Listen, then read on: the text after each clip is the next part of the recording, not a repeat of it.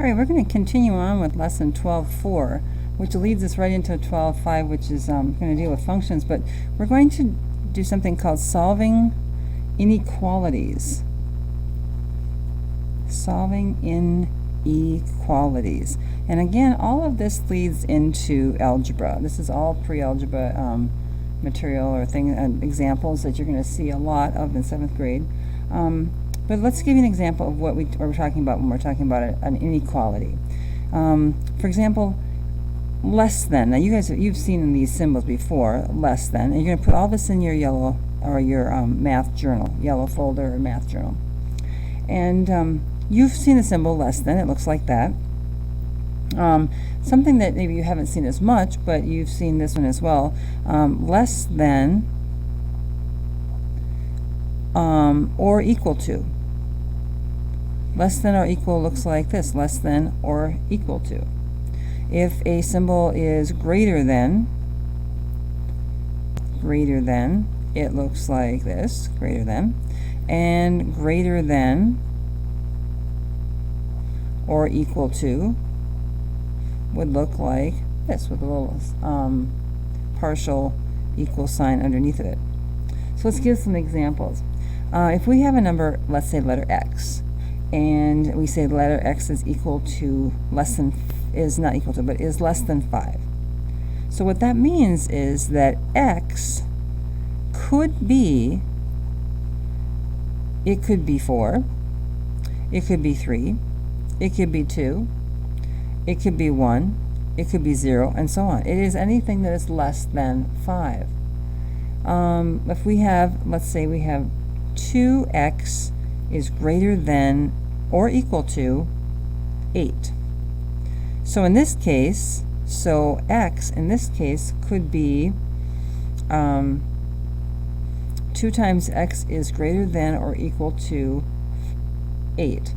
So it could be 4, because 2 times 4 would be 8, so that would be equal to 8. It could be 5. 2 times 5 would be 10, which would be greater than 8.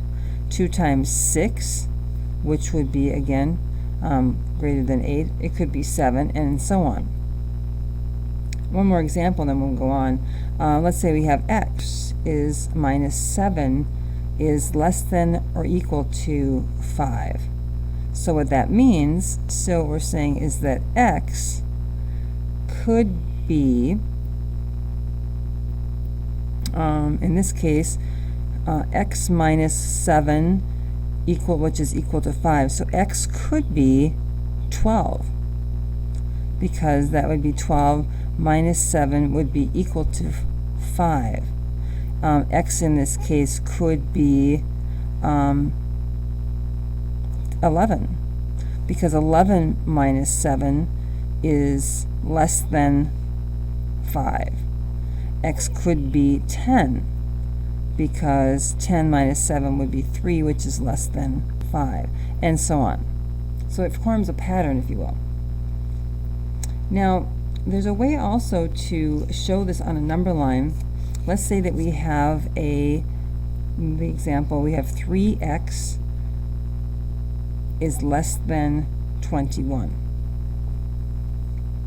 And so what we're saying is that we want to solve this first of all.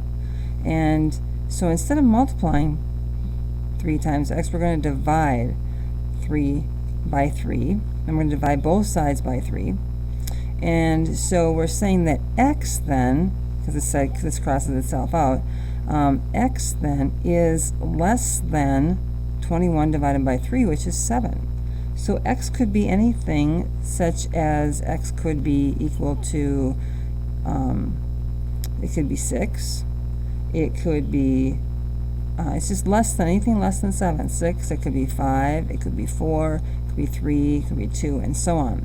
Another way to show this, which is kind of a nice way to do it, is to take and do this on a number line. And let's take and make a number line.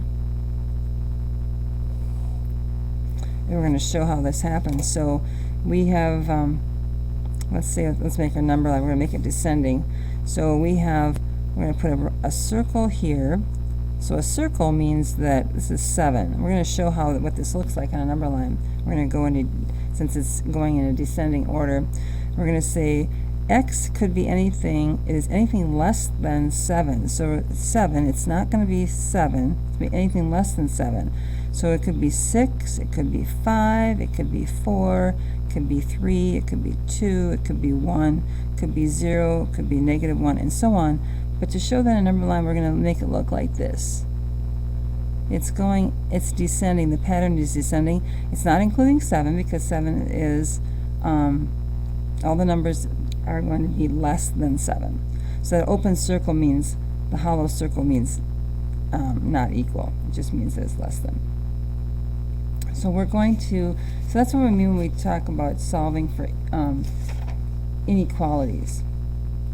And now that leads us into what are called input-output tables, and we're going to continue that in our next lesson.